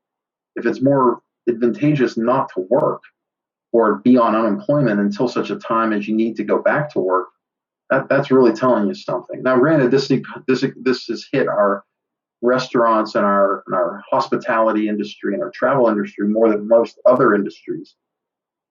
But the point is too with COVID relief, it needs to get into the right hands. We're a small bank. We help small businesses in our community. Other banks, there's a class action lawsuit going through right now against the biggies, against Chase and Wells Fargo, et cetera, where they were out there probably talking to their largest loan customers in the business community. What can we do to get that PPP loan for you? But here comes, John or Jane Doe, small business in the local community. I need 20 grand. They're like, we'll try to get it in. We don't know if we're going to have time. And that never got to them. And I think this next round has to be more targeted in the future for future stimulus. If we don't get stimulus in the right hands, it's going to just continue to be detrimental. But as the vaccine rolls out, we should see a right sizing of the economy. What's going to be the X factor is, do we get to hyperinflation? Because when we plugged the hole in 08, it was a systemic hole that was never going to come back. Jobs changed, people changed. This hole was man-made. We plugged it, but now the economy is roaring back. And we're going to have all this money floating in the economy and not enough goods for it to chase. The only thing that can happen is prices go up. How high, I don't know. But I think this time around, unlike before when you had the housing industry and the auto industry collapsing simultaneously, you had no systemic issue within the economy that created this other than let's shut the whole thing down. Let's do it ourselves. Let's shoot ourselves in the leg and hope we can walk. And then when the stimulus comes in, yes, it fills that gap temporarily. But as that temporarily fades away and people come back to work, you can expect that bomb of cash out there unless they're ready to roll back that $4 trillion they added on in the last 5 months. We'll see what inflation does for us. And that's the true erosion of wages, when inflation goes up and wages don't. And people are like, I mean, I see it when I go grocery shopping. I'm getting 2 pounds of ground meat and it's costing $14. What are you talking about? This is the worst part of the meat. I'm not getting ground steak. I'm getting ground chuck or just ground meat as a whole. And it's very expensive. So imagine that going up to $30 for 2 pounds of it. I mean, it can happen. Right now it isn't. The Bernanke model from 08, 09 is being dealt with again now. We weathered the storm and didn't have inflation. We should be able to do it again. They hope. I don't know. Yeah, I think the stimulus, just because this is so unprecedented and we've basically forced it upon ourselves, it is necessary. But you're right, it's also just throwing more money at the problem. And this is what we always do, And unfortunately, it really is a systemic problem when, we have fractional reserve banking and quantitative easing and this fake fiat currency. And, we're constantly just printing money and bailing out industries and businesses, big businesses with billions of dollars. It's not free market. It's a very centralized government ran economy, and it's failed us. And we really need to get back to free market principles so that we can grow our economy and grow our wages and get good jobs and start coming back to a sound economy, Yeah, it's caused the complete, like you said, I think Jake, you made the point earlier, the consolidation of wealth has manifested in these last 9 months at the highest levels. And it's because of the stimulus. The money's just poured into the economy and people just said, oh, we're just going to hang on to that reserve. We're not going to invest it anywhere. Or if we do, we're not going to put it back in our business. We're just going to invest over here. Stock market goes up. Everything starts going, but it's an air bubble. They don't think of it as a bubble, but that's what's ultimately happening. I mean, I'll give you an example. When we did the first wave of stimulus off the CARES Act, my bank gained like $4 million in deposits. And we've kept about 3.5 of that already. And you think, well, that's great. Your bank gets more deposits. Well, when it comes to the ratios you judge a bank on, one is your tier one, which is called a capital ratio. You take capital and divide it by assets. Well, if your capital isn't increasing exponentially along with your asset base grows, your capital stays basically the same, your percentage is going to drop. So your bank becomes less capitalized. So what happens then? Well, here comes the federal government with the OCC or some other oversight and says, your bank is undercapitalized. We have a problem now. Well, wait a second. You guys put the stimulus out there. My people brought money and they didn't spend it. Why was that my fault? Well, that's just the nature of the game, But it is a game when it comes to how the Fed is in a backdoor way. And I agree with Jay completely. It's a backdoor way of creating a command economy as opposed to a demand economy. And it will bite us in the ass at some point. It just right now we don't feel it, but it will be coming. And I don't know how. I just hope that the Federal Reserve can roll back some of the stimulus that they've pumped into the economy to balance the ledger, so to speak. So when inflation does start to take off, they make the measures that need to happen, which will only be raise interest rates. That's the only other power they have right now. They already quantitative ease. They've already blown out the yield curve. There isn't a lot of dry powder left for them to do to try to help the economy other than printing money without any limits. And if you think of it on a national debt basis, and we all talk about national debt and we're going to cripple our future, they're not even thinking on that level. They don't even care because it's never going to get paid back. And if you accept that reality, you can print money forever. If you really accept that reality that it's never paid back, so why care about it? And if we lower interest rates, guess what happens to our debt structure and our debt requirements or our servicing requirements as the federal government? Those costs go down so we can expand government even more than we have today. And we get to help everybody but we don't know how to help because we don't know what programs to put the money into. But by the way, exciting news: Bitcoin has been, over 20,000 now for a little bit, which is crazy. Exactly. They were like 4,000 at the beginning of the year. Yeah. Bitcoin's 20% up. Yeah. Yeah, I have a million questions, but I don't want to. Maybe just quickly, there's just generalization about, people, like on the more conservative side, that, all you do is get news from Fox News. Maybe, talk about where you get your news, and like how do you like stay informed? Yeah. If you watch the Netflix documentary Social Dilemma, it explains a lot about how big tech and things like Twitter and Facebook and how they operate. Like Andy may look at his feed, Eduardo and Jake, you guys, Kenny, you may look at your feed in Facebook. It's going to be a different feed than what I'm getting, based on what you like, based on what you read, based on how much time you spend on articles. You're going to get a completely different feed that's unique to you, which is scary beyond belief. And not so much about the things you're getting, but you're just getting the choir a lot of times. So like I might get Breitbart a lot in my feed, but I'm not just going to look at Breitbart and say, yep, that's the truth. I'm going to walk over, I'm going to punch in CNN. I'm going to look to see what they're talking about. I'm going to look to see what Slate's talking about. I'm going to look to see what USA Today or the Wall Street Journal. I will vet out a lot of different sources. You can't just rely on, no one should just rely on Fox News or CNN. That's one thing Trump did reveal is it's editorial with a news tilt as opposed to news with an editorial tilt.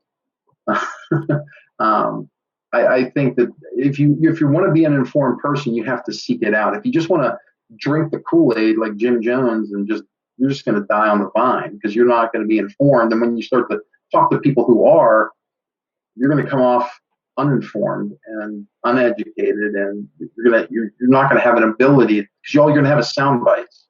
You're not going to have any depth. So I personally look for more sources than just one or two. And sometimes I look at it, sometimes I got to double check and say, oh, that says The Onion or Babylon Bee or something satirical or something funny. Oh, that's not a real source. But sometimes I know you guys have seen it too. Somebody posts something up there from The Onion and people comment like it's real. But they're not looking beyond that. They're just taking the surface and just saying, the surface is good. I don't want to dive deep into the puddle. But I try to look at everything. Yeah, people only want to go skin deep. Yeah, exactly. Yeah. Well, people have the depth of the puddle most of the time. And Jake, how would you describe yourself in terms of how you deal with kind of breaking out of that bubble? Basically what Rob was saying. You have to research and look deeper, and look at many different sources and perspectives. And so I always try to do that. I check, I'll check the main cable news, and I'll check the fact checking websites, to verify stuff. I listen to a lot of podcasts. I listen to a lot of stuff on YouTube. The thing, actually, what I really like the most is just a long conversation, like basically Joe Rogan style podcasting is what I really love, because he can get into any topic with any type of person and have a long form, conversation. And I think that's really beneficial. And so, even though obviously on YouTube, you're still going to be being fed certain videos, I do try to seek out a lot of information on YouTube because you have a lot of independent thinkers on there, a lot of people who aren't anybody, right? Who just kind of come on there and they give you their opinion and a new perspective. And I think that's good. I think it's refreshing. So, I do like to listen to debates as well and lectures, and, there's certain prominent figures and people I like to follow, like Sam Harris, right? Or like Lawrence Krauss. There are different people I like to listen to, even if it's not political. So I try to, that's where I get a lot of my information, I guess. I should say sometimes Jake gets his information from me. Yeah, absolutely.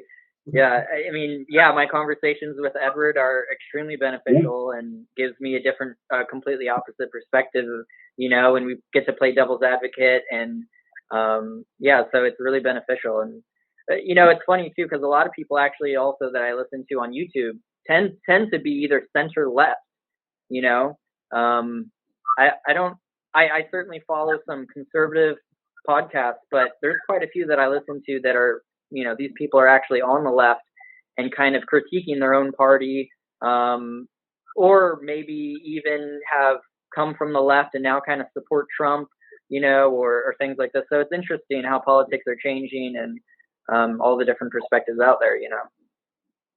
I know you've checked out some of our episodes because you've trolled Yeah. Eduardo at times. Yeah, absolutely. Yeah. No, I've watched a lot of you guys' videos. Yeah. Yeah, I think it's interesting because I don't have to very quickly. I don't have to listen to Ben Shapiro or any of the right because I always get a summary from Jake. Yeah. So when Jake Yeah. goes on, he goes on for 20, 30 minutes. I say, oh, okay. Yeah. I get a feel for what's out there. Conservative side. I do really like Ben Shapiro and Tucker Carlson a lot. I like to listen to them. Yeah, I like them too. This is the last one, I think, which is interesting because here on What's Left, Andy and Kenny identify themselves. Is that the question can we go with? Yeah, why not? Yeah. All right.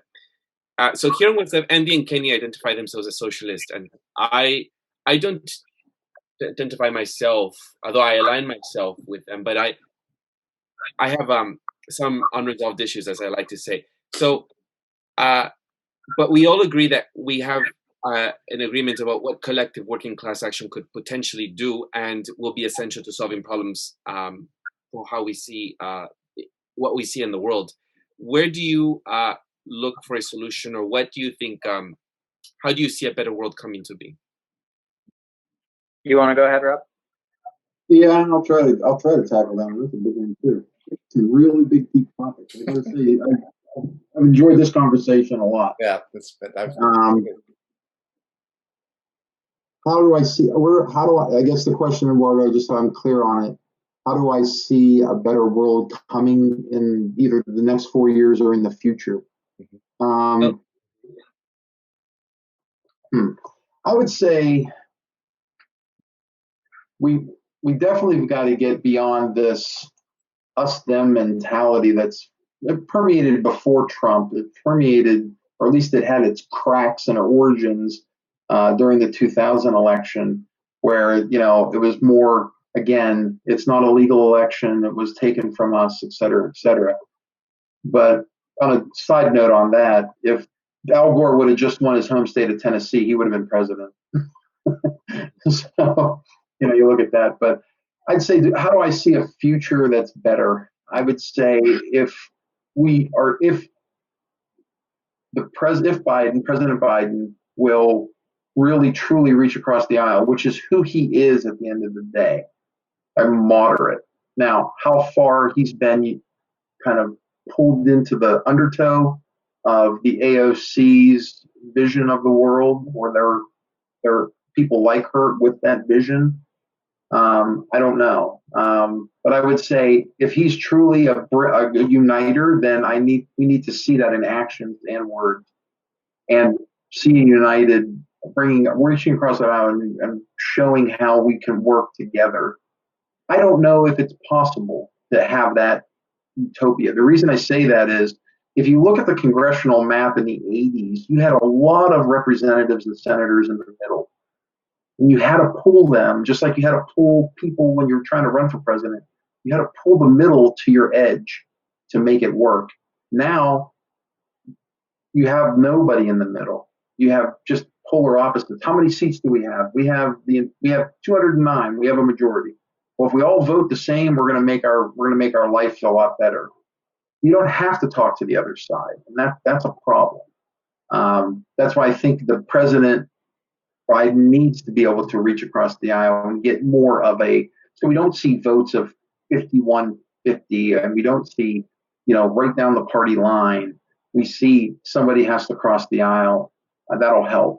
I think we have some reforming to do in how states and local governments are connected with community groups to be able to get money and resources to the programs that do the most for the community, and more of a partnership rather than, well, we have this money in this pool, but you have to apply and you've got to jump through 50 hoops, even though we know you are big brothers, big sisters of San Francisco or Miami, and we know what type of work you do, but you're going to have to jump through 50 hoops to get our money.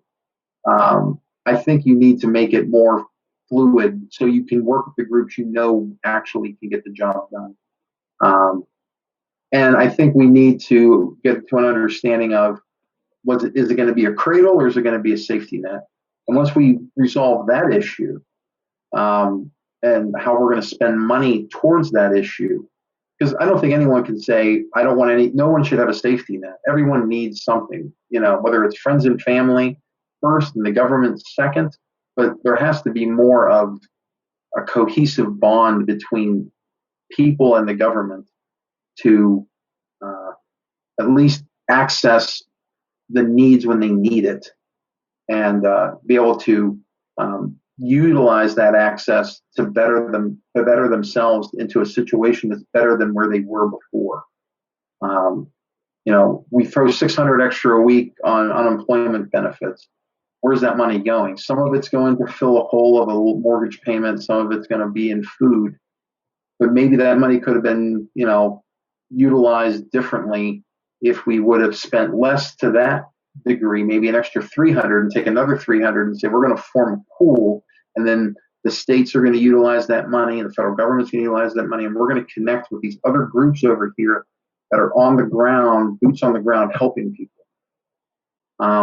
So I think at the end of the day, people got to become more connected with their government and hold them accountable, but also make sure that resources, and when I say resources, I mean financial resources are getting to the organizations, and those organizations are getting to the people in need. Then I think we will have a better society. The only obstacle is how far that division has gone. Are we so far out on the edges that we can't see the middle, or we can't see compromise? Obamacare was passed without a single Republican vote. They had the votes, they had the presidency, good to go. I get that, but it would have been nice to have a third of the Republicans come across and say, this is a great deal for everybody. When was the last time we passed something that everybody, other than an emergency stimulus package, where everybody got behind and said, yep, this is great. We need this for our country, and everybody's on board. Whether it's an edict of war, which I would never want, or a stimulus package that you have to do, and you'd be an idiot to vote against it. When was the last time we really came together as a nation behind a law or something that was, or in a program or whatever that was brought down from the federal government and everybody was behind it? It baffles me that I can't think of one. At least not since probably somewhere in maybe the ADA, American with Disabilities Act, might have been that last one to me. But that's mid-90s, for God's sake. It's 20 years ago, 25 years ago. I don't know. But I think that, again, we need to see how far this division is, and we need to heal that division. Doesn't mean we are just going to comply, as Republicans tend to do. And it doesn't mean that we give up our values, but we do need to compromise. Even Reagan had a Tip O'Neill, and even Reagan recognized the pragmatism of getting 50% of something is better than getting zero of nothing. And I think as we go forward in this next 4 years, hopefully some of that pragmatism of Kennedy, Reagan comes through to Biden and to all sides, not just the far left and the far right, but the president, and people can see that compromise will get things done for the American people. Broken government, fractured government doesn't move the needle at all, unless a crisis happens. But I think we need to move that division closer. But you need to compromise and recognize when a compromise is the better thing for the good of the country and the good of the people. and not just for your party. Ultimately, though, you believe in a capitalist system, correct, Rob? Yes, I do. I do believe in a capitalist system. We're not in pure capitalism. We haven't been in pure capitalism probably since the time of Rockefeller and Getty. I mean, when the robber barons that was pure capitalism. We're in a hybrid of capitalism, along with Federal Reserve kind of inflating that sense of capitalism. But I think you do need regulation to a degree, not to stifle an industry, but to enhance it. And where there's problems, I mean, who wants to say we shouldn't put scrubbers on a smokestack or we shouldn't dump oil into a lake? Of course you should. You have to have regulation, because left to their own devices, a business says, well, I could just dump my oil right here. Great. They don't care. At the end of the day, it's like, if no one's telling me I can't, I guess I can. Where regulation comes in. Some taxation structures need to be changed. I personally am a flat taxer. Flat tax at the corporate level, flat tax at the personal level, very few deductions, very targeted deductions that enhance certain things, not just deductions for the sake of deductions. The only thing that keeps our legislature in power is that they keep fucking with the tax code. Like, pardon, I threw that profanity out. We keep changing this tax code and changing it and changing it. You ever try to do your own taxes? It's confusing as hell. It's almost impossible. But I think that if you did a flat tax with very few deductions, limited impact deductions, the coffers of the government would blow up. But you could probably pay the national debt off within a decade. Because think about it: if Bill Gates has to pay 10% of his entire income or 20% of his income with no deductions, you can even change it where it's a flat tax on W-2 wages, a flat tax on 1098 interest income and capital gains, and just totally flat tax it all at different levels, and more importantly, here, I'll give you this last one. I think there shouldn't be a payroll tax for anybody making $50,000 or less in this country, because at the end of the day, they get a refund when they file their taxes. They get a full refund most of the time. 70% of our taxes are paid by the top 5% of earners. That's a fact. But I think if you eliminate the payroll tax requirement for people who are going to just get a refund anyway, keep the money in their hands and let them do better for themselves, that would be huge to people. And you also should look to raise the rate of taxation when it comes to, or raise the wage level when it comes to the FICA and the Medicare, Medicaid, because that's going to implode in about 10 years unless we raise some type of wage level or we limit the number of benefits. What do we want? We haven't touched that rail, or Social Security. People are living into their 80s. What they paid into Social Security is gone in the first 10 years most of the time anyway. They're now living into their 80s and you're still paying Social Security. So there has to be some balance being made. A right sizing is going to have to happen. But I think flat taxation with very limited deductions will help right size a lot of these social. It's not a social program to have Social Security. You're paying into it. It's your money. It should come back to you. But it's going to bankrupt itself. And if we don't change how we tax, it's going to be a big problem. And I think we convoluted our taxation to a point where most people don't know how to do it. And it's not bringing the investment dollars to the government that it should. So that's why I feel flat tax is the best taxation. I think we need tax reform, not just tax cuts, tax reform on a lot of levels. And what about you, Jake? How would you take up that question? I'm basically an individualist. I believe in the Constitution, and I am a capitalist in the sense that I believe that if you create something of value, you have a right to exchange that. And just like we are creating this video for YouTube, something of value, hopefully to somebody, and they are giving it's an exchange, right? They're giving us their attention for what we have to offer. And so in that sense, I'm a capitalist, and I believe in free trade. And so as an individualist, I think that we have to start there. I think that we have to realize that we can't keep looking to other people to solve our problems or to the government. I don't think that the government cares about us or our problems. They have their own motives for being in power, and I really don't think they have our best interests at heart. So I think ultimately we have to start as individuals to take action in our own life. And I think once we do that, we will be surrounded and find ourselves with other people that do want to also change the world. And so then we can kind of work together collectively to bring forth the change that we would like to see in the world. But you can't force others to change for what you want to see in the world, right? You have to be the change. And so I think it's important that we start there and not just demand that other people must live a certain way or do a certain thing and that that's going to fix our problems. I think that fortunately we do live in a country where we do have lots of freedoms. And so I think it's really awesome that, any group of people can actually get together and kind of start their own thing, right? Like we could start like a worker-owned business, right? Or a co-op right now, right? Like we don't have to force the entire country or the entire world to centralize. Like you can do it right now. And a lot of people are doing that. In fact, the Venus Project is a whole community where they're trying to, they're building and creating their own sustainable community and different ways of life. And there's lots of different people that are trying different experiments like that. And I think that it's great that we have the ability to do that right now in this country. So I just think that that's an important thing to focus on. And the other thing that is important to me is human flourishing. I think that we should be doing everything we can to make people's lives better and more fulfilled.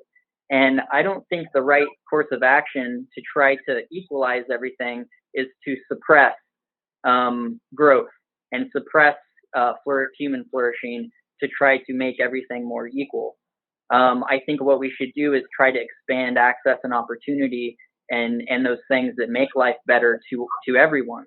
And inevitably we do live in a country where profit is a motive, and people are starting businesses and innovating things, and there's a lot of money out there. And but the money doesn't just come out of thin air. This money is being created by certain people, and not the majority of people. It's being created by very exceptional people. And I think that if we try to basically take control of that, to centralize it and try to distribute it in a way that we see more fit, I think that that's going to have major unintended consequences.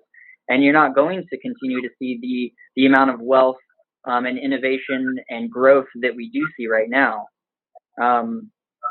So I think the best way then is to approach it is to try to expand opportunity for people, instead of to try to diminish, the what we have access to and the resources, to try to like level the playing field, if that makes sense. Mm-hmm. We can either add this or not, but I'm just curious, Rob and Jake, what do you make of the birth of conspiracies or of Trump or QAnon? Okay. I'm just curious. You don't have to. We don't have to add this, but Eduardo, you love this stuff. Go ahead. Let's do it. Before they leave, I'm just curious. He loves the birther thing. He loves. No, hear me out, because the thing is, Rob is very digestible. You see, he is a very decent Republican. It's very hard. He's not the kind of person you see on Vice News being recorded, where you have the flags, and it's a very different Republican from what I'm seen on Vice News or on Vox. Or do you understand? Not Vox. It's what is it? Vox, I think it is. But so I'm just saying, that's why I'm saying I didn't want to do this formally in the but I am curious before you leave, Rob. Jake, you can answer as well. It's just that your delivery and the way that you present yourself is different. And so I'm curious, as someone like you, Rob, what do you make of QAnon or the birther or conspiracies, or even Trump's false accusations on the 4 or 5 black youth in New York that supposedly raped a woman? and he never apologized for it, even when they were released. And they Yeah. I hear QAnon, and I've heard people in our area kind of talk about it. I've been in situations where people start quoting QAnon or QAnon or whatever. I just kind of just let it roll off the back of my neck, because I'm like, this person's if you're believing this is insanity. And I try to point that out a little bit without it being insulting. I don't want them to not feel their beliefs. I don't want to feel them I don't want to make them attacked. But I just say, wait a second, you really believe that there's a pedophile, satanic, blood drinking, really? And I start walking through that with them. It's just like, it's amazing to me.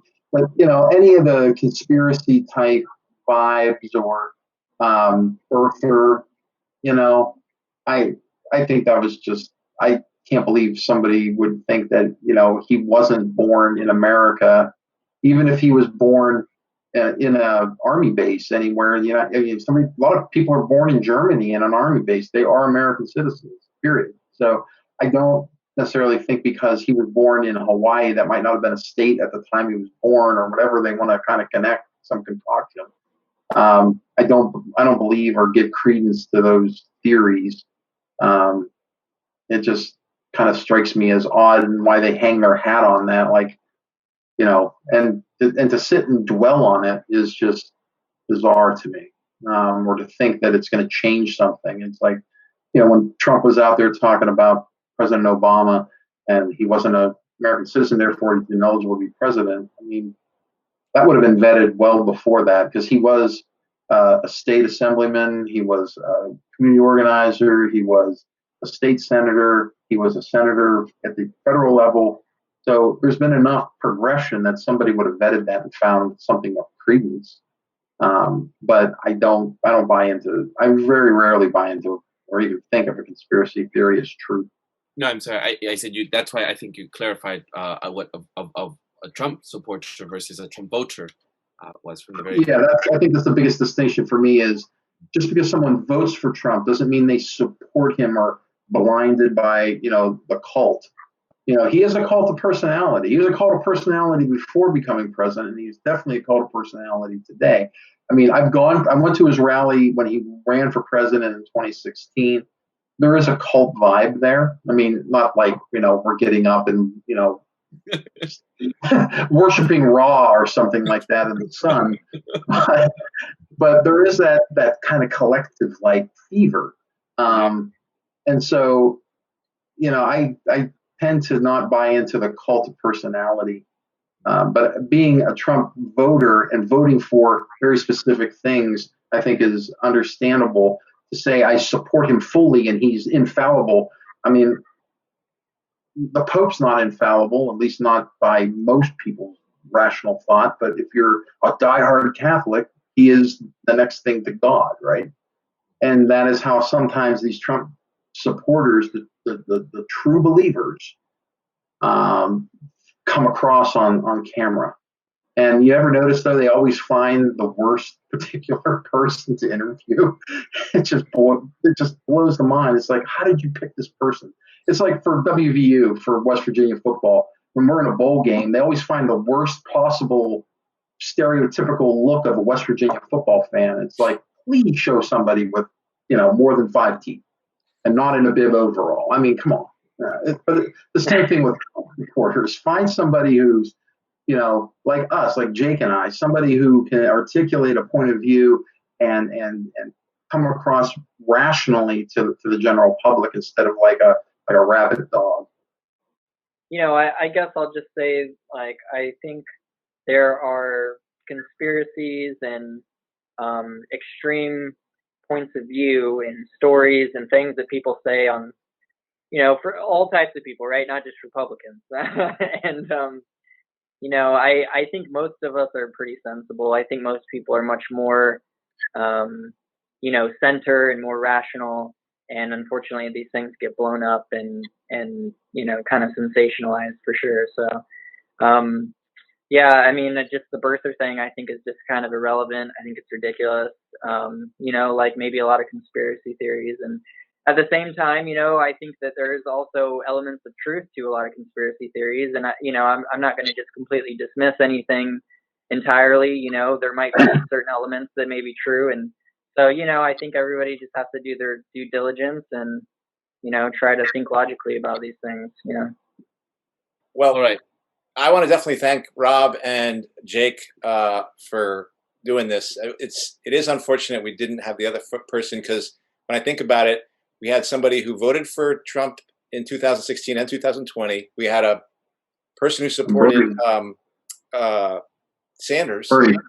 Yeah, and then I believe our other person voted for Hillary Clinton in 2016. That would have been interesting to hear what their journey too. But I actually think you've given me a lot to think about in terms of there was just a lot of thoughtfulness. There's things I don't agree with, but a lot of thoughtfulness from you both, and I really appreciate you coming here and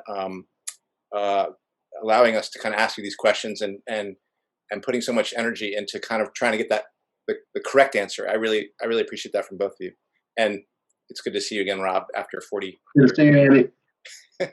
Andy, Eduardo, Kenny, Jake, it's been great. I mean, it's been a good conversation.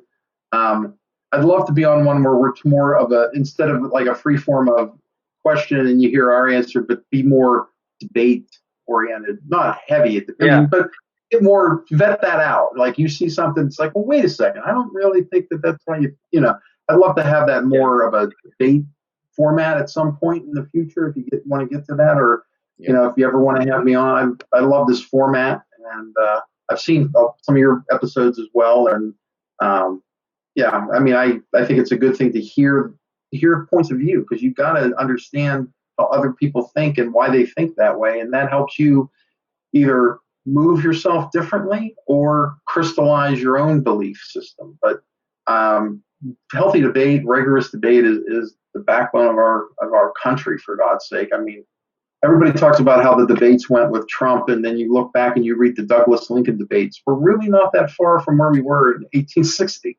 If you listen to it, I mean, they basically, instead of calling someone an MFer, that's about as close as they get vicious. Yeah. And the debates we saw in 2020 and 2016 are mild compared to where those were. And I think we were at is just a divisive point in our country. I don't think we're ever going to get to a civil war. I think that's just hocus pocus bullshit. I don't think we'll ever get there. But I do think we can come together as a country. Might not be Biden to bring it together. It may be another president. And it may be a woman. I think there's a lot of women on both sides that I think be a viable candidate. I'd love to see Nikki Haley potentially emerge, more so than, say, the flavor of the day might be Candace Owens. But I would go more in the direction of Nikki Haley. If I was going to pick a person to be the next woman, to be a woman president, she could be it. I want to thank you, everybody, also very much. I appreciate you guys wanting me to come on and share my opinion. So I appreciate that, and it was a lot of fun. And I agree with Rob. I think maybe it would be a lot of fun to do a bit more debate back and forth style. Unfortunately, it's kind of difficult, I guess, on these Zoom calls, and it's hard because you want to be able to get in without talking over each other, because you won't be able to hear anything. But certainly a little back and forth, that would be fun if you guys ever want to do that. So. We could definitely do it, because I'm the host and I can mute anyone I want anytime I want. So that's the way this would happen. Okay. Great. No, I really stick around after we wrap up, because I want to propose maybe something that could work, because I was thinking the same thing as we were talking. All right. So let's conclude then. That does it for this week's episode. What's Left is a weekly political podcast /channel challenging the mainstream left. We post information about our topics and our guests in the episode notes wherever you found this episode, or on our blog at what-s-left.webnode.com. And you can find past episodes to this podcast /channel there and connect with us. I remind folks, if you like anything you have heard here, please share your favorite episode, rate, review, subscribe, and turn on your notifications to any of our 6 platforms on Spotify, iTunes Podcasts, Stitcher, Google Play, Bitchute, or YouTube. And if you would like to give us feedback about something you have heard or suggest something for us to cover, contact us through our blog and you'll reach Andy. I'm Eduardo Abarca with co-host Andy Lipson and Kenny Cepeda. Thank you very much, Rob and Jake. Thank you. See you next time. Thank you. Thank you. Thank Thank you. you. Bye-bye.